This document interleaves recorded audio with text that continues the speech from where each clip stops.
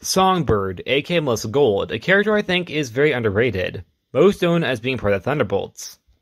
But something that I found interesting about the character is that she was one of the very last superheroes alive in the Old Man Logan universe, with the majority of the X-Men being dead, having been killed off by Wolverine after being traced by Mysterio, and most of the Avengers having been killed off by Red Skull and his united villain group. And She-Hulk is implied to have survived that, but would be implied to have died later by the hand of her cousin Bruce Banner, after he forcefully impregnated her. Yeah, we're not talking about that today. Maybe another day, maybe never.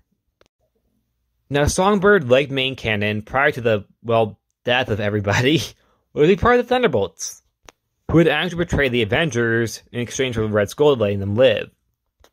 And one of the last alive Avengers is Hawkeye, who's been hunting down the Thunderbolts in revenge for the death of his friends.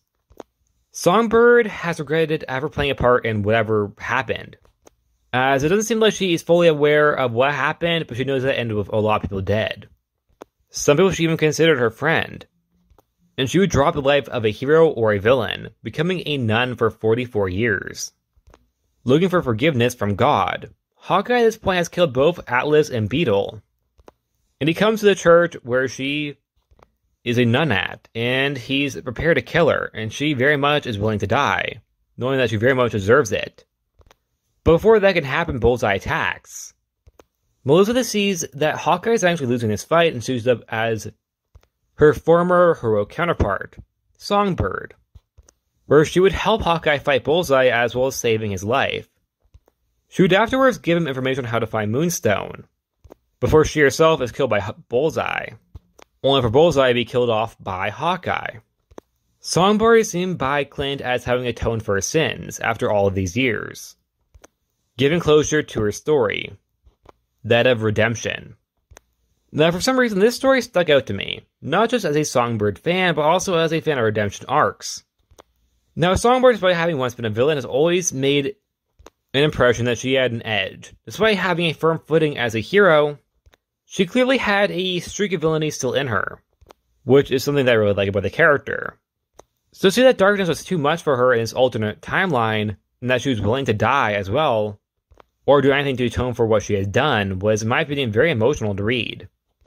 Even though I wish she had lived and joined the whole Wolverine Hawkeye team, I do think her death was fitting that she had died, finally feeling that she did something right. Out of all the Thunderbolts who has some history as being a hero, I think Songbird has definitely been the one that has given the biggest impression that she very much is a hero. Well, yes, Atlas, Beetle, and even Moonstone have tried, they very much have gone back to the roots on more than one occasion. Yet Songbird, for the most part, has stayed a hero. Also, side note, Hawkeye going after Moonstone to kill her is pretty ironic because the two of them dated. Just wanted to mention that. But back to Songbird, personally I thought this story was very, very good at representing what the character is about.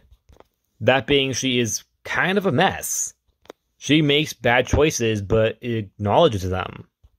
Unlike other villains who just brush it off, she very much is hurt by this. Which is why her getting redemption, in my opinion, fits so well with the character. But yet again, you can disagree with that and wish that the character was a villain again. However, I don't think that will happen anytime soon.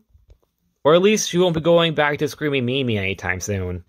Which, yes, used to be her codename. And that's it. Like always, please like, subscribe, I'll see you guys next time. Bye!